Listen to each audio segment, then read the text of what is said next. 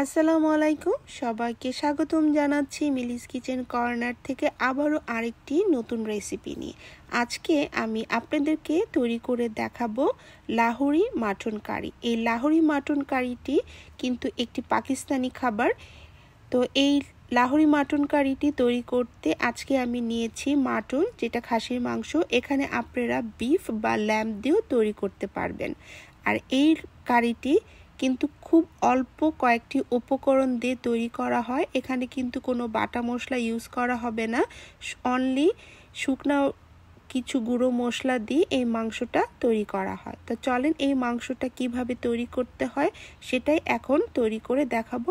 Lahori mutton curry তৈরির জন্য আমি এখানে নিয়েছি আজকে 3 পাউন্ড খাসির মাংস হাড্ডি সহ। এই মাংসটাকে ভালো করে ধুয়ে পানি ঝরিয়ে নিয়েছি।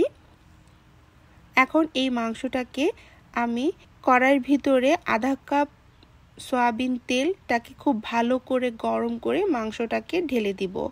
এই তেলের ভিতরে মাংসটাকে কিন্তু খুব ভালো করে ভেজে নিতে হবে। সুন্দর মতো প্রত্যেকটা মাংস যেন সুন্দর মতো তেলের ভিতরে ভাজা হয় সেভাবে ভেজে নিতে হবে। ভাজতে ভাজতে মাংসটা যখন পিঙ্ক কালার থেকে একটু ব্রাউনিশ কালার হয়ে আসবে তখন এখানে দিয়ে দিব লবণ। তো এখানে দিয়ে দিয়েছি 2-4 চামচ লবণ। লবণটা দেওয়া হয়ে গেলে মাংসগুলোর সাথে ভালো করে আবারও মিক্স করে নিতে হবে। এই লবণটা দেওয়ার পরে কিন্তু মাংস থেকে আরও বেশ কিছু পানি বের হবে এবং সেই পানিতেই কিন্তু এই খাসি মাংসটা সিদ্ধ হবে। জালটা কিন্তু মিডিয়াম টু লো আঁচে থাকবে, বেশি হাই জালে এটাকে ভাজা দরকার নেই। এখন দিয়ে দিচ্ছি এখানে টমেটো। আজকে এখানে দিয়েছি 3টা টমেটো। এই 3টা টমেটোকে মাঝখানে ফালি করে মাংসের ভিতরে এখন ঢাকনা দিয়ে ঢেকে দিব টমেটোগুলো সিদ্ধ হওয়ার জন্য। টমেটোগুলো যখন সিদ্ধ হয়ে আসবে তখন ঢাকনাটা তুলে টমেটোর উপরে যে খোসাটা থাকবে সেই খোসাগুলো কিন্তু ফেলে দিতে হবে। খোসা ফেলানো হয়ে গেলে টমেটোগুলোকে একটু ভেঙে দিতে হবে। এরপরে টমেটোর সাথে মাংসগুলোকে ভালো করে মিক্স করে দিতে হবে। এই টমেটোর পানি আর মাংসের থেকে যে পানিটি উঠেছে এই দুটা পানি দিয়ে এই মাংসটা সিদ্ধ হবে এবং টমেটোর যে জুসটা আছে সেই জুসটা কিন্তু মাংসের ভিতরে ঢুকে খুবই মজাদার একটা টেস্ট তৈরি করে। মাঝখানে কিছুক্ষণ আবারও মাংসটাকে ঢেকে দিয়েছিলাম। এখন ঢাকনাটা তুলে বেশ কিছুটা কাঁচামরিচ দিয়ে দিচ্ছি এই মাংসের ভিতরে। আবারও ঢাকনাতে ঢেকে দিব। ঢাকনার কারণে যে কাঁচামরিচগুলো দিয়েছি সেই কাঁচামরিচের থেকে সুন্দর গন্ধ বের হবে। ঢাকনাটা তুলে এবার আবারও কিছুক্ষণ নাড়াচাড়া করে নিব। মোটামুটি পানি কিন্তু শুকিয়ে এসেছে।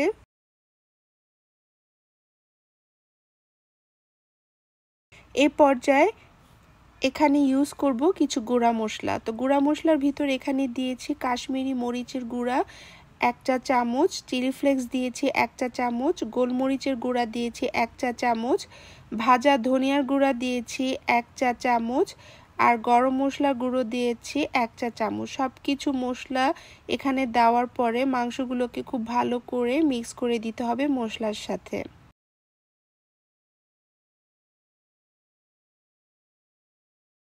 এই রান্নায় কিন্তু কোনো বাটা মশলা ইউজ হবে না, এই গুঁড়া মশলাটা দিয়ে এই মাংসটা তৈরি হবে। আর এখন দিয়ে দিচ্ছি আধা কাপ টক দই। টক দইটাকে আলাদা একটা বাটিতে নিয়ে ফেটে নিয়ে এখন এই মাংসের উপরে টক দইগুলো দিয়ে ভালো করে মিক্স করে নিতে হবে। ভালো করে মিক্স করে দিচ্ছি যেন সব কিছু মাংসের সাথে সুন্দর মতো মিক্সড হয়ে যায়, দই এবং মশলা। মাংস থেকে আবারও বেশ কিছু পানি বের হয়ে এসেছে। আমি কিন্তু এখানে কোনো পানি ইউজ করিনি। আপনাদের যদি মনে হয় মাংস সিদ্ধ না হচ্ছে তাহলে এখানে কিছুটা গরম পানি দিয়ে দিয়েন। আমি কোনো গরম পানি বা কোনো কিছু ইউজ করিনি। মাংসের থেকে যে পানি বের হয়েছে টমেটোর পানি, সেগুলো দিয়ে আমার এই মাংসটা আজকে সিদ্ধ হয়েছে। তা এখন এখানে দিয়ে দিচ্ছি 1/4 কাপের মতো আদা কুচি দিয়ে মাংসগুলোকে নাড়াচাড়া করে দিব।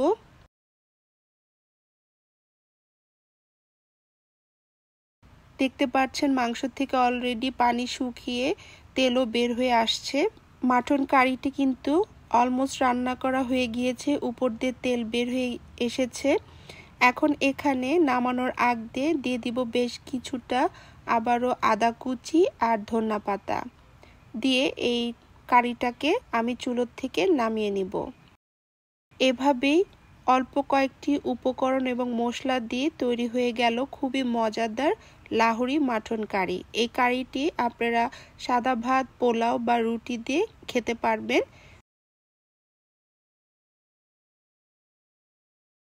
তা আমার এই রেসিপিটি যদি ভালো লেগে থাকে তাহলে প্লিজ লাইক, কমেন্ট, শেয়ার করতে ভুলবেন না।